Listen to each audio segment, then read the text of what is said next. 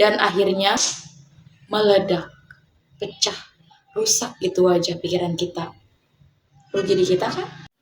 Di sini aku lagi mau ngomongin tentang kondisi psikologis yang lagi banyak banget dialami sama Gen Z sekarang, yaitu fear of judgment.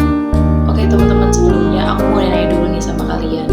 Kalian pernah gak sih lagi mau mengekspresikan diri, mau tampil dengan bakat kalian, tapi tiba-tiba aja kalian ngerasa takut dibilang jelek, takut dibilang aneh, takut gak diterima sama lingkungan, berekspresi apapun itu ya. Pernah gak kalian ngerasa kayak gitu? Kalau pernah, itu namanya fear of judgment. Oke, singkatnya, fear of judgment ini adalah rasa takut berlebihan terhadap penilaian orang lain. Coba deh teman-teman pikirin, kalau kita lama-kelamaan udah terpengaruh dengan penilaian orang lain, maka diri kita akan tertekan dan akhirnya bakat-bakat kita terpendam dan kita bakal rugi dan gak jadi apa-apa. Oke teman-teman, di sini aku punya balon. Anggap aja balon ini adalah diri kita atau isi pikiran kita, dan ini adalah peniupnya. Setiap angin yang tertiup dari peniupnya itu adalah rasa takut akan penilaian orang lain, apapun itu.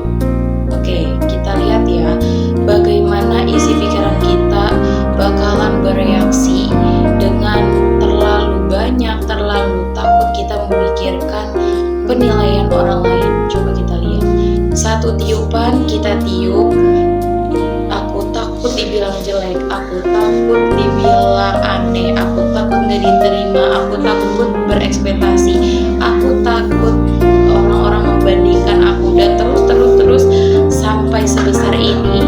Dan kalian lihat apa yang terjadi kalau dia terus memikirkan penilaian orang lain, penilaian buruk dari orang lain, maka dia akan penuh dan akhirnya meledak, pecah, rusak gitu aja pikiran kita. Jadi kita kan? Albert Ellis, seorang psikolog terkenal, beliau pernah bilang kalau sebenarnya manusia itu sering merasa cemas bukan karena situasinya langsung, situasi yang mereka hadapi langsung, bukan, tapi karena pikiran mereka yang sering memedulikan penilaian orang lain terhadap diri dia sendiri. Dan menurut aku itu relate banget sama kehidupan sekarang, apalagi di sosial media. Di sosial media bikin kita ngerasa harus terus merasa sempurna, harus dipuji, harus cantik, harus keren, harus berhasil. Padahal teman-teman ketahuilah, kita itu hidup bukan hanya sekedar perlombaan validasi orang-orang. Karena faktanya teman-teman, mau seluar biasa apapun kita, mau sekeren apapun kita, tetap aja ada yang gak suka, ada juga yang suka dengan kita.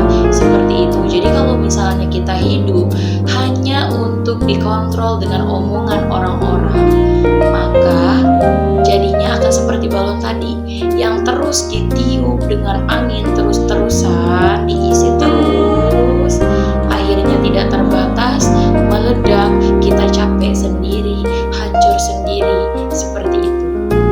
Kabar baiknya adalah ternyata ada solusi untuk mengatasi fear of judgment tersebut dalam ilmu bimbingan dan konseling.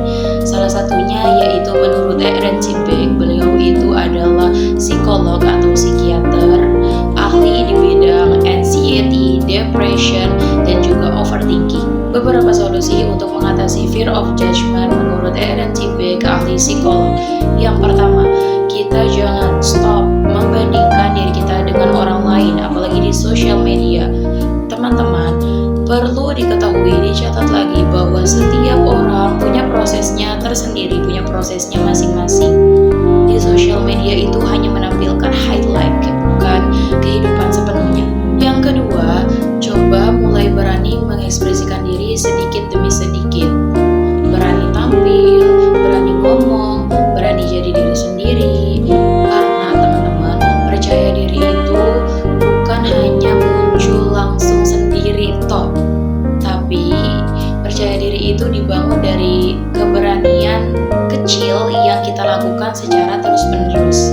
Yang ketiga, paling penting, yaitu jangan Jangan jadikan penilaian orang lain sebagai penentu harga diri kita, karena nilai diri seseorang bukan ditentukan dari komentar orang lain, tapi bagaimana caranya kita menerima dan juga menghargai diri kita sendiri. Seperti itu solusinya untuk mengatasi fear of judgment dalam bimbingan dan konseling. Sebenarnya fear of judgment itu manusiawi teman-teman, tapi jangan sampai rasa takut berlebihan itu malah justru membuat kita stuck dan tidak berkembang, hancur, meledak seperti analogi balon yang tadi saya contohkan.